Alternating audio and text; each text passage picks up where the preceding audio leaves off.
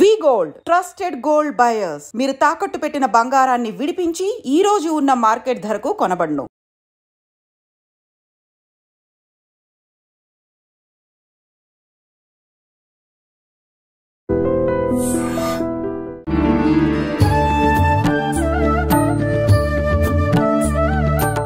సాష్టాంగ ప్రణామములు స్వామీజీ. 32 గణపతుల విశిష్టత స్వామీజీ. ముద్దుగల గణపతిలో 32 గణపతుల యొక్క మహిమను చెప్పుకొని పెడతారు. ఒక్కొక్క గణపతిని ఉపాసం, మనమంతా కోరికలు వాళ్ళే కదా, మనుషులందరూ కోరికలు వాళ్ళే. ఒక్కొక్క 32 కోరికలు తప్పితే ఇంకేం లేవు. తిరగవేస్తే ఇచ్చినా కూడా అన్నీ ఉన్నాయి. లెక్క వేసేస్తే ఎవరెవరికి ఏ దురాశ కానీ, ఎంత ఆశ కానీ, మంచి ఆశ కానీ, చెడు ఆశ కానీ అన్నీ ఒక పట్టీలాగా రాస్తే అయ్యే 32 మా గ్రూపులు అవుతాయి. అంతే, 32 గ్రూపులు అవుతాయి. ఆ 32 గ్రూపులకు కూడా ఆ ఆశ తీరేటట్టుగా ఆ స్వామిని ముద్దుగల పురాణంలో తానే ఆ 32 వేషాలతో వచ్చి కాశీరాజుని భ్రమించి, కాశీరాజు తన యొక్క రాజ్యంలో తాను ఉండిపోతాడు, శివుడి యొక్క రాజ్యంలో తాను ఉండిపోతాడు, వరం ఇస్తాడు ఉండు అని. కానీ శివుడికి మాత్రం అక్కడ ఉండాలనిపిస్తుంది. దివోదాస్ అని ఆయన పేరు. ఆ దివోదాసుకు ఉండాలనిపిస్తుంది. ఆ దివోదాసు ఉండిపోతాడు అక్కడ, కాశీ వదలడు. శివుడికి మాత్రం కాశీ రావాలి. ఎందుకు? కాశీ మోక్ష ప్రధానమైనటువంటి అన్ని ప్రళయం వచ్చినా కూడా త్రిశూలంలో పట్టుకుంటాడు. అటువంటి క్షేత్రాన్ని బోళాశంకరుడు కదా ఆత్మలింగాన్ని రావణుకి ఇచ్చేశాడు. తన రాజ్యాన్ని కూడా ఇచ్చాడు, తన ప్లేస్ అది ఇచ్చేశాడు. అప్పుడు మళ్ళీ అనిపించింది రావాలని. ఆ దివోదాసుని దూరం చేయటానికి ఈ గణపతి నేను చేస్తాను నాన్న అని చెప్పి 32 వేషాలతో అక్కడున్న తమో గుణంతో ఉండినటువంటి జనం, వాళ్ళందరూ సత్వగుణం అయితే వదిలేసేవాడు, తమో గుణంతో అహంకారం వచ్చేసింది వాళ్ళకు. వాళ్ళందరినీ తొలగించటానికి, వాళ్ళకు ఉండినటువంటి ఆశలు తీరుస్తానని యంత్ర మంత్ర ధూపాలతో, ఈ అవతారాలతో వాళ్ళందరికీ చంచలం పట్టించి వాళ్ళకి నిజమైనటువంటి మార్గాన్ని తప్పించేసి దివోదాసు కొనాకు వెళ్ళిపోతా, నాకు వద్దు ఇదేని. అప్పుడు శివుడు వస్తాడు అక్కడికి. ఇది కథ అది. అందుకని 32 గణపతుల అవతారము వినాయకుడు చేసినటువంటి అవతారం. స్వామీజీ, మానవుల విషయానికి వస్తే కోరికలు సహజమే మీరు అన్నట్టుగా, కానీ పుట్టుక చావు అనేది కూడా అది సహజము, ఎవరికైనా తప్పదు అన్న విషయం తెలుసు, అది వాస్తవం. కానీ చావు అనగానే భయపడిపోతూ ఉంటారు. దీని గురించి ఏం చెప్తారు స్వామీజీ? ఎందుకంటే ఈ బంధం ఎక్కువ, దేని మీద ఆశ కదా, అందుకని ఈ ఆశను వదిలేసిపోతామే అని ఒక భయం, ఒక భయం. అందుకని అది ఈ సోఫా వదిలేసిపోతున్నాం, ఈ టీవీ వదిలేసిపోతున్నాం, ఈ గడియారం వదిలేసిపోతున్నాం, ఈ ఫోన్ వదిలేసిపోతున్నాం అని ఒక బెంగ, ఇవన్నీ వదిలేసిపోతాం. అందుకని భయం, చావు అంటే భయం. రెండోది,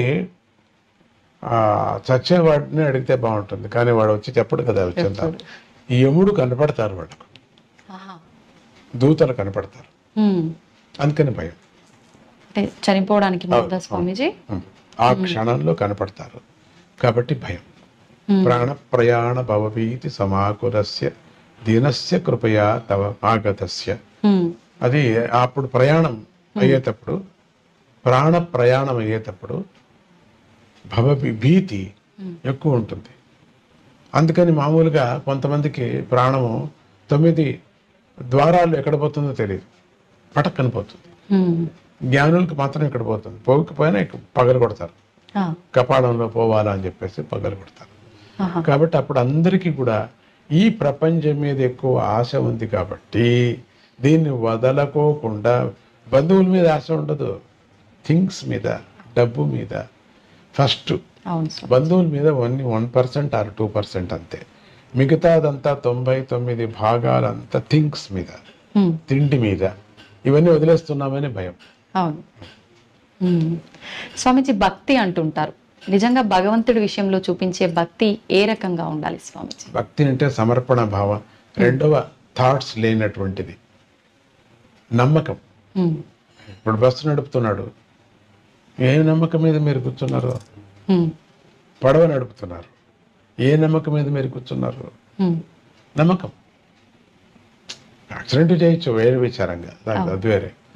అంత నమ్మకము నీకు ఒక డ్రైవర్ మీద 45 మంది ప్రాణం ఎట్లా నమ్ముకున్నారో అన్నీ పోతాయి. ఎప్పుడూ యాక్సిడెంట్ ఏం కాదు కదా, ఏదో సందర్భానుసారంగా. ఎట్లా నమ్ముకున్నామో ఆ నమ్మకమే భక్తి. అటువంటి భక్తిని పరమాత్మ మీద పెట్టాలి. ఎవరు తెలియనటువంటి ముక్కు ముసలి తెలియనటువంటి వాడికి 40 రూపాయలు ఇచ్చి చార్జ్ తీసుకుని వాడిని నమ్ముకొని కూర్చుంటావే, భగవంతుడి మీద ఎందుకు నమ్మకూడదు ఉంటుంది. ఇది పెద్ద ప్రయాణం మంది. బస్సు ప్రయాణం 2 గంటలు 4 గంటలు 5 గంటలు. ఈ మన ప్రయాణం, మనిషి ప్రయాణం జీవమాన పర్యంతరము. మనం నడిపేటువంటి డ్రైవర్ ఎవరు? భగవంతుడు. వాడిని నమ్మటమే భక్తి. స్వామీజీ, మనం ఒక మానవ జన్మ తీసుకున్నాము అని అంటే అసలు ఈ బంధాలు, బంధుత్వాలు, కోరికలు వీటిలోనే కొట్టుమిట్టాడుతున్నాం. నిజంగా ఇవన్నీ లేకుండా మోక్షం పొందడం, భగవంతుడిలో ఐక్యం అవడం కోసమే మానవ జన్మ తీసుకున్నాం అంటారు. ఏంటి స్వామీజీ అది నిజమైన? ఇది నేను అనుభవించాను. ఎందుకంటే ముందుగానే ప్రశ్న అడిగారు, బుద్ధికా కర్మ, కర్మకా బుద్ధి. ఆ కర్మ ఉంది కదా, పోదు కదా. అందుకని దీన్ని అనుభవించటానికే మనం పుట్టాం. కర్మ బంధనం అనుభవించటానికి పుట్టాం. ఈ కోరిక, అందుకని ఈ కోరికలు ఒకదానికోటి పేర్కొని పోతున్నాయి కానీ వదిలించుకోవటం లేదు. అందుకని అన్ని కోరికలు వదిలేసి నువ్వు పరమాత్మ స్మరణ చేయ పెద్దలు చెప్పడం కారణం అదే. ప్రతినిత్యం ఒక కోరిక, ప్రతినిత్యం ఒక కోరిక, కొత్త కొత్త కోరిక. పాత మర్చిపోతున్నాం, కొత్తది కోరుతున్నాం. కానీ భగవంతుడు అట్లా కాదు, పాతది కూడా నెరవేరుస్తాడు. పాత నెరవేర్చే పాత నెరవేర్చాలని మళ్ళీ జన్మని ఎత్తాలి కదా. భగవంతుడు మాట అబద్ధం కాకూడదు కదా. నువ్వు అడిగావు కదా 3 రోజుల కిందట, కానీ చాలా కోర్టులో హీరింగ్ ఉంది, చాలా రోజులు అవుతాయి పట్టింది, ఇప్పుడు తీర్మానం అయింది, ఇప్పుడు నువ్వు అనుభవించు, నువ్వు లేవే, ఎత్తు జన్మ నెక్స్ట్ అనుభవించు. అందుకని కోరికలే కోరకూడదు అనటం కారణం ఇదే. ఎత్తటం, జన్మ ఎత్తటం. ఎలా సాధ్యపడుతుంది స్వామీజీ కోరికలు లేని స్థితి రావటం అనేది? అందుకనే కాదు, స్థితి పడదు కాబట్టి మళ్ళీ జన్మలు ఎత్తుతూ ఉన్నాం. ఆ స్థితి రాదు. స్థితి రావాలంటే బలంగా మనం సద్గురువు నమ్ముకోవాలా, చెప్పినట్టు వినాలా.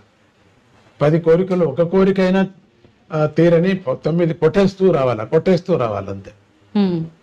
ఆ స్థితి రావటం అంటే మోక్షం పొందడమేనా స్వామీజీ? లేదు, మోక్షం ఆనందాన్ని పొందడం. మోక్షం అంటే ఆనందం కదా, ఆనందాన్ని పొందడం. మీరు అది కావాలి ఇది కావాలంటే అయ్యలేదు. కోరికలు తీరాలా, హ్యాపీగానే ఉండాలా, అక్కడ కూడా హ్యాపీగా ఉండాలంటే వీలు లేదు. మనం చేసింది అక్కడ ఉంటుంది. అంటే మనం ఒక మనిషిగా ఉండి ఈ కోరికలు తీర్చుకుంటూ మళ్ళీ జన్మ రాకుండా ఉండాలి అని అంటే ఒక వ్యక్తి చేయాల్సిన కార్యం ఏంటి? అదే గురువుని ఆశ్రయించాలా, గురువు చెప్పినట్టు వేదాంత వాక్యాన్ని వినాలా, ప్రాక్టీస్ చేయాలి. గృహస్థుడుగా ఏం చేయాలో ఆ ధర్మాన్ని చేయాలి. అంత మాత్రమే పాపం అది. అంత మాత్రం, దాంట్లో కూడా పాపం ఉంది, అంత మాత్రమే పాప పుణ్యాలు. అంత మాత్రంతోనే తృప్తిగా ఉండాలా. అది జీవనంతో శాంతిగా సమదృష్టితో ఉండాలా. ఊహపోహలు ఉండకూడదు. ఊహపోహలు ఒకరోజు నిజమైపోతాయి. అందుకని ఊహపోహలు కూడా ఉంటే బాగుండు, ఒకరోజు అయిపోతావు. ఊహలు కూడా లేదు. పరమాత్మనే భజిస్తూ ఉండాలి. అదే ఊహ. భగవంతుడిలో చేరాలి. అది మంచి మంచి కథలు, మంచి మంచి విచారాలు వింటూ ఉంటే దాంట్లో విహరిస్తూ ఉంటాయి. రేపు పొద్దున్న నీకు అదే కళ కనపడుతూ ఉంటుంది. మీరు పరీక్ష చేసి చూడండి మరి కావాలంటే. అదే ఊహలో ఉంటే ఇదే కనపడుతుంది మనకు. మళ్ళీ అదే కావాలి, మనకు అదే కావాలి, ఇట్లే ఉండాలి, అట్లే ఉండాలి అనిపిస్తుంది. ఈ ప్రపంచంలోనే ఉంటూ మోక్షం కావాలంటే ఎట్లా అవుతుంది? ఇంపాసిబుల్. అంటే ఖచ్చితంగా మనం జన్మ తీసుకుంటూనే ఉంటాం కానీ అదైతే సాధ్యపడదు. కోరికలు కోరుతున్నాం కాబట్టి. అవును, కోరికలు లేకుండా ఉండాలి మనం. అప్పుడు జన్మ తగ్గుతుంది. ఒకే రోజు తగ్గదు, ఒకటోటిగా పోతూ తగ్గిపోతుంది. స్వామీజీ, మనం చేసే కర్మను బట్టే మనకు జీవితం ఉంటుంది కదా మీరు అన్నట్టుగానే. ఇప్పుడు కానీ కొంతమంది చెప్తూ ఉంటారు స్వర్గం నరకం ఉంటుంది, మనం ఖచ్చితంగా దానికి సంబంధించి ఆ మూల్యాన్ని చెల్లించుకోవాల్సి ఉంటుంది అని చెప్పి. నిజంగా అవన్నీ నమ్మొచ్చు అంటారా? ఖండిత. ఇప్పుడు ఎందుకు నమ్ముతారైతే? కోర్టు కచేరీ ఉంది కదా ఇప్పుడు. ఎందుకు నమ్మాలి మనం? ఎవరు చేశారు ఇది? మనవాళ్ళు చేశారు కదా. ఎవరు మీరు? మనుషులే కదా. ఎవరు సంవిధానం చేసుకున్నారు? మనుషులే కదా. ఎవరు ఈ తీర్మానం చేశారు మంచిది చెడ్డదని? మనుషులే కదా. అట్లానే మంచిది చెడ్డది చేసిన వాళ్ళు ఆ దేవతలు మనకు చేశారు కాబట్టి ఇక్కడ నువ్వు తప్పించుకోవచ్చు, చాలా కష్టపడి తప్పించుకోవచ్చు. ఈరోజు ఏదేదో అందరిని చంపిన వాళ్ళంతా హాయిగా తిరుగుతున్నారు, తప్పించుకున్నట్టే కదా లెక్క వాళ్ళు. అయితే పరమాత్ముడి దృష్టిలో తప్పించుకోరు వాళ్ళు. వాళ్ళు అక్కడ ఉంది, అక్కడ అనుభవించక తప్పదు. స్వామీజీ, భగవంతుడికి సేవ చేయడంతో సమానమైంది మానవ సేవే అని అంటుంటారు. నిజంగా మానవుడికి సేవ చేసుకుంటే భగవంతుడికి సేవ ఒకటి చేసినట్టే. నొప్పి పడిన వాటికి డీడీ పర్సన్కి అన్నం పెట్టడం మంచిదే కదా, ఒక కుక్కకి అన్నం పెట్టడం కూడా మంచిదే కదా. అది అన్ని దానిలోనూ పరమాత్మని చూడు అనే భావన ఎవరికి వచ్చిందో వాళ్ళు మానవ సేవ చేస్తున్నారు. భగవంతుడు కూడా అట్లే చూస్తున్నారు. వాళ్ళు మానవుల్లాగానే చూడటం లేదు, మానవుల్లో ఉండిన బాధ చూస్తున్నారు, మానవుల్లో ఉండిన ఆకలి చూస్తున్నారు. దానికి మనం సేవ చేస్తున్నాం. కాబట్టి పరమాత్ముడిని అన్ని జీవుల్లోనూ ప్రత్యక్షంగా అనుభవించి భోంచేసేవాడు. అబ్బా ఎంత బాగుంది, మనం ఏమిచ్చినా చాలు అనుభవిస్తున్నాడు. కాబట్టి పరమాత్ముడిని మానవుల్లోనే చూసుకో, మాధవ సేవ అన్నారు. స్వామీజీ, మీ గురించి చెప్పాలి అంటే భక్తుల మాటల్లో మేము చాలా వరకు చాలా గొప్పగా విన్నాం. నిజంగా ఇప్పుడు ఈ తరం వాళ్ళు ఒక 30-40 సంవత్సరాలు పైబడినాయంటేనే వారి నిత్య జీవితంలో చేసుకోవాల్సిన విధానాలు, ఆ పనులే సరిగ్గా చేసుకోలేకపోతూ ఉంటారు, ఇబ్బంది పడుతుంటారు. కానీ మీరు ఇప్పుడు చేసే ఈ పుణ్యకార్యాలు ఏదైతే ఉన్నాయో మేమందరం కూడా నిజంగా చాలా నేర్చుకోవాల్సిన విషయాలు. నిజంగా ఇదంతా ఎలా సాధ్యపడుతుంది స్వామీజీ? అది అమృతం, నీకు అమృతం ఎట్లా వచ్చింది అన్నట్టుగా ఉంది మీ మాట. వచ్చింది. నాకు ఎట్లా సాధ్యపడిందంటే, నేను వచ్చాను ఎట్లా వేసుకోవటం, ఏమయ్యా ఎట్లా వచ్చింది, వచ్చింది, అట్లా వచ్చేసింది. అంటే మీరు అది ఎలా వచ్చిందో సెలవిస్తే మాలాంటి వాళ్ళకు ఉపయోగపడుతుంది కదా స్వామీజీ. అయ్యా తీపు చెప్పు, తీపుని గురించి చెప్పు. చంద్రుడు నీ శాంతిని గురించి చెప్పు. ఏ గంగా నీ పాపం వెళ్ళేది ఎట్లా చెప్పు. ఓ చల్లదనాన్ని గురించి కొంచెం ఎక్స్ప్లెయిన్ చేయలేము. అనుభవించు. 10 మందిని అనుభవిస్తున్నారు కదా, అదే నా అవతారం, అదే నా యొక్క వాళ్ళకి నేను ఇచ్చేటువంటిది. వాళ్ళు నా మీద ఆశపడుతున్నారు అంతగా, కాబట్టి అనుసరిస్తున్నారు వాళ్ళు. నాకు దాంట్లో ఏమీ నాకు అనిపించదు వీళ్ళు అనుసరిస్తున్నారు అని గొప్పతనం కానీ, అయ్యో వీళ్ళు వదిలేసి వెళ్ళిపోయారు అని నాకు కష్టం కానీ ఏమీ లేదు. రెండూ లేవు. అది లేనప్పుడు ఇది లేదు, ఇది లేదు, అది రెండూ లేవు.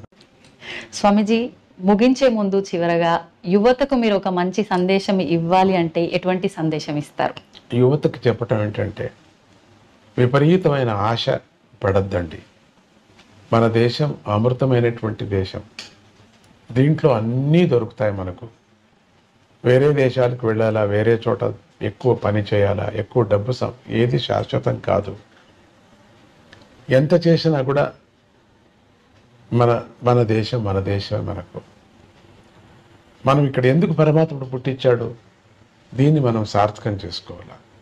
నువ్వు ఎందుకు అక్కడ పుట్టలేదైతే, ఎందుకు ఇక్కడ పుట్టించాడు? బలవంతంగా మనం అక్కడికి వెళుతున్నాం కదా, వెళ్ళండి, సంతోషం, పేరు, డబ్బు సంపాదన చేయండి. మన మాతృభూమిని మర్చిపోవద్దండి. యువకులందరికీ నేను చెప్పేది, ఒకవేళ రావటానికి వీల్లేదు అన్నప్పుడు కూడా మాతృభూమిలో జరిగేటువంటి కొన్ని మంచి పనులు బీద వాళ్ళకి సహాయం చేయండి. యువతరానికి చెప్తున్నా నేను, సహాయం చేయండి. రెండోది, ఇక్కడ ఉండేటువంటి యువతులు కూడా ఒక ఆశపడి నేను చేయలేదే, నాకు రాలేదే అని దుఃఖంతో బతకద్దండి. సంతోషంతో ఉండండి. వచ్చినటువంటి ప్రాప్తి మీకేముందో దాంతో ఫిక్స్ అయిపోండి. ఊహాపోహలతో సకారాత్మకమైన జీవితాన్ని మనం జీవించాలి, కానీ ఊహాపోహలతో మనస్సు చెడుపుకొని జీవితాన్ని మనం పాడు చేసుకోకూడదు. సకారాత్మకమైనటువంటి ఏ జీవితం ఉందో సక్రమంగా మనం ఉండటానికి మనం ప్రయత్నం చేయాలి. అని చేస్తూ నేను చెప్పను, గురువులకి, దేవుళ్ళకి, తల్లులకి అందరికీ నమస్కారం చేస్తూ ఎప్పుడు ఉండమని నేను చెప్పను కూడా. మీకు అదంతకదే వస్తుంది. ఎప్పుడు దేశం మీద ప్రేమ వస్తుందో, మన వాల్యూస్ మీద ఎప్పుడు ప్రేమ వస్తుందో, వీళ్ళ మీద అంతా ఆటోమేటిక్గా వస్తుంది. దీని మీద నేను ప్రైవేట్గా నేను చెప్పాల్సిన పని లేదు మీకు. కాబట్టి ఎవరెవరి నమ్మకం వాళ్ళకి, ఎవరెవరి రుచి వాళ్ళకి. ఒక్కొక్కరికి ఒక్కొక్క రుచిగా ఉంటుంది. ఒకరికి కాఫీ రుచి, ఒకరికి టీ రుచి, ఒకరికి ఏమి వద్దు మంచిది. ఉడుకు నీళ్ళే రుచి కొంతమందికి. అందుకని ఆ రుచుల ప్రకారంగా బుద్ధి ప్రకారంగా కర్మ, ఇట్లా అన్నాడు. అది పెద్ద సబ్జెక్ట్, వదిలేండి మీకు. అట్లా చెప్తూ మన దేశంలో లేనిది మాణిక్యం ప్రపంచంలో ఎందుకు వచ్చారు? బయట దేశం వాళ్ళందరూ మన దేశానికి జరబడ్డారు. ఒకరు తప్పితే ఒకరు జరబడ్డారు, అన్నీ ఎత్తుకుపోయారు. ఇంకా ఉన్నాయి వనరులు, మనకి ఇంకా ఉన్నాయి. దాంతో మనం చక్కబెట్టుకుందాం. దాన్ని మనం అనుభవించటానికి ఏం కావాలో మనం చూసుకో. ప్రేమ ఎక్కడా దొరకదు. అమ్మా, అమ్మమ్మ, నాన్నమ్మ వెళ్ళి చూడడానికి బయట దేశం లేదు. అమ్మమ్మ లేదు, నాన్నమ్మ లేదు, అందరూ ఓల్డేజ్ హోమునికి చేరిపోయి ఉంటారు. ఏది ఇప్పుడు అమ్మమ్మ అని వెళ్ళి కౌగిలించుకుంటాం. ఏది వాళ్ళకి అమ్మమ్మ లేదు, ఏమీ లేదు. ఎంత అనుబంధాలు ఉన్నాయి ఇక్కడ, ఎంత ప్రేమ ఉంది ఇక్కడ. మరి ఎంత మంచి పంట పండుతుంది మనకు, ఎన్ని అభిమానాలు ఉన్నాయి మనకు. ఒకరికొకరు స్నేహ హస్తం సహాయం చేయాలనేది ఉంది మనకు. బయట దేశంలో పక్కింటి వారికి బాట లేదు, ఏమీ లేదు. అందరూ తలుపులు వేసుకొని ఉంటారు. అది ఆ ఊరు ఎట్లా ఉంటుందంటే, నేను మాట చెప్పకూడదు, ఎవరు లేరేమో అనిపించేవాదా ఉంటుంది. మనం చూడండి, రాంటి పల్లెలకి కళకళ కళకళ కళకళ కళకళ కళకళ ఆడుతుంటుంది. పరమాత్ముడి యొక్క సృష్టి, జీవన విధానం మనకు భారత భూమి నేర్పిస్తుంది. సక్రమంగా చేసుకుంటే మనకు మనదే స్వర్గము, మన భారత భూమి స్వర్గము. డిప్రెషన్లో వెళ్ళొద్దండి, డిసప్పాయింట్ కావద్దండి, కడుపు మంట వద్దు మనకు. వాళ్ళు తెచ్చుకున్నామంతే అనుకుంటూ తృప్తి జీవితాన్ని గడుపుతూ మీకు, మీ ఇంటికి, మీ చుట్టుముట్టు వాళ్ళకు, మీ యొక్క మిమ్మల్ని ఏలుతున్నటువంటి ప్రజాప్రతినిధులకు, ప్రజలకు అందరికీ మీరు సహాయం చేయండి. జై గురుదత్త, శ్రీ గురుదత్త. చాలా సంతోషం స్వామీజీ, మిమ్మల్ని చూస్తేనే చాలా అనుకున్నాను, కానీ మీ ముందు కూర్చొని ఇంతసేపు మీతో మాట్లాడడం అనేది నిజంగా నేను ఏ జన్మలోనో చేసుకున్న అదృష్టం.